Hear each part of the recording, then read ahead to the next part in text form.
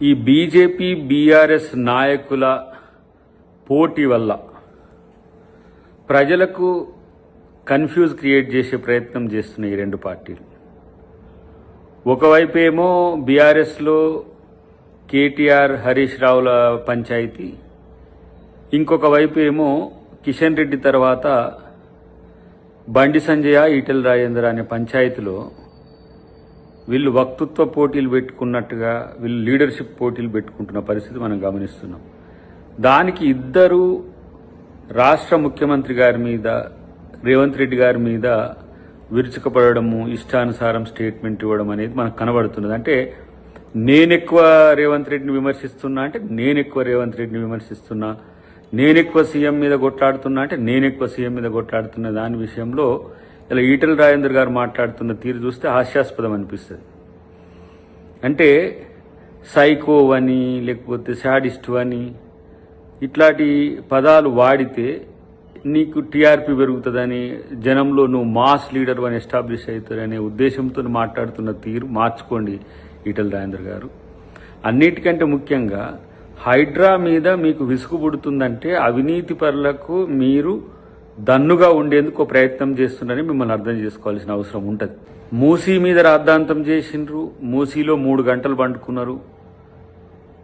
మూసీలో ఈరోజు జరుగుతున్న అభివృద్ధిని అడ్డుకోవడానికి మీరు ఒక ప్రయత్నం చేసిండ్రు. రెండవది హైడ్రా. బీఆర్ఎస్ వాళ్ళు అక్రమంగా చెరువులను, నాలాలను కబ్జా చేసేందుకు హక్కు కొంతమంది కల్పిస్తే వాళ్ళు కాపాడడానికి ప్రయత్నం చేస్తుంటే మీరు వాళ్ళకు సగబలుకుంటూ ఇలా హైడ్రా చేస్తున్నది తప్పు అని చెప్పి చేసే ప్రయత్నం చేస్తున్నారు. హైడ్రా సెంట్రల్ చట్టాల ప్రకారము, స్టేట్ చట్టాల ప్రకారం ఏర్పాటు చేసిన ఒక వ్యవస్థ. ఇంకా దానికి మరింత పదును పెట్టి ప్రజల ఆస్తులను, చెరువులను, నాలాలను, రోడ్లను, కబ్జాలను ఈరోజు కాపాడేందుకు పెట్టిన వ్యవస్థ దాని.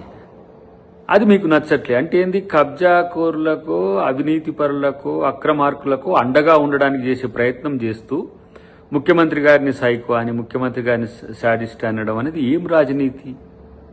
ఇలా జగ్గారెడ్డి గారు సీరియస్గా స్పందిస్తే జగ్గారెడ్డి గారు ఈ విధంగా అంటారా, ఆ విధంగా అంటారా అని మీ సోకాల్డ్ ఉంది కదా, మీ వాట్సాప్ యూనివర్సిటీ రెచ్చిపోతుంది.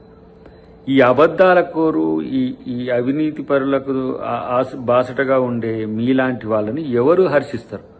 మీ పోటీ ఉంటే బండి సంజయ్ వర్సెస్ ఈటెల రాజేందర్ ఉంటే మీరు మీ పంచాయతీ పెట్టుకోండి.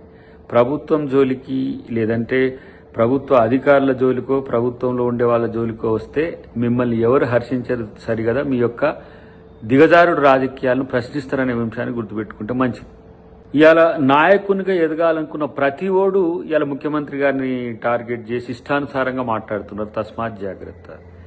ఇది కేవలం ఏదో మెతకతనమో, సహనమో, లేకపోతే సంనయనమో పాటిస్తున్న దాన్ని అలుసుగా తీసుకుంటున్న పరిస్థితి కనబడుతున్నది. మీరు మాట్లాడిన మాటలో, మీరు చేసే స్టేట్మెంట్సో కాంగ్రెస్ పార్టీ ఎవరో చేయలేక కాదు. ఇలాంటి పనికి మాలిన చెత్త కామెంట్స్ను సభ్య సమాజం మరి మీరు మాట్లాడితే అంగీకరిస్తుంది అన్నట్టుగా మాట్లాడుతున్నారో నాకేం అర్థం కావట్లేదు. ఇలా కాంగ్రెస్ పార్టీ నాయకులు ఎప్పుడైనా మాట్లాడితే వాళ్ళ మీద మీరు విరుచుకపడతారు కదా, మరి ఇలా మీరు మాట్లాడుతున్న తీరుని చూసి సభ్య సమాజం సిగ్గుపడదా? ఇదేనా ముఖ్యమంత్రి గారికి మీరిచ్చే ఏమంటాం మర్యాద? ఇదేనా? మీరు అట్లే మీరు మాత్రం శుద్ధపూసలు లెక్క మాట్లాడుతున్నట్టుగా మీకు అనిపిస్తుంది, గురువింద గుంజలాగా. ఇలాంటి ఎప్పుడు కూడా ప్రజలు సహించరు, మేము కూడా సహించం. అంతకంటే ఎక్కువ ఈరోజు బీజేపీ బీఆర్ఎస్ నాయకులు కలిసి చేస్తున్న కుట్రల్ని కూడా ప్రజాక్షేత్రంలో మేము ఎండగడుతున్నప్పుడు కూడా ఇలాంటి సిగ్గుమాలిన మాటలు మాట్లాడడం వెనుక ఉద్దేశాలు మీ రాజకీయ స్వప్రయోజనం తప్పితే మరొకటి కాదు. మీ రాజకీయ ప్రయోజనాల కొరకు ముఖ్యమంత్రి గారిను, ప్రభుత్వాన్ని అవాసుపాలు చేస్తే మీ పరువే పోద్దనే విషయాన్ని గుర్తుపెట్టుకోండి.